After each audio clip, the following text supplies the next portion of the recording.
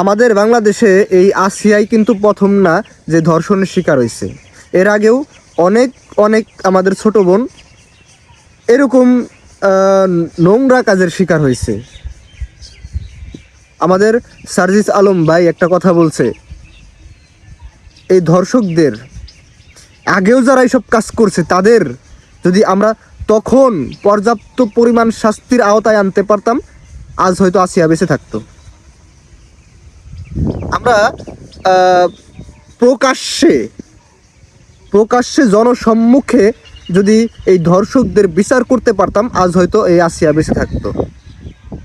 চার দেয়ালের মাঝে বন্দি করে রাখা মানেই যে তার পর্যাপ্ত পরিমাণ শাস্তি হয়ে গেছে, আমি ব্যক্তিগতভাবে মনে করি না। তার শাস্তি এখনো হয় নাই।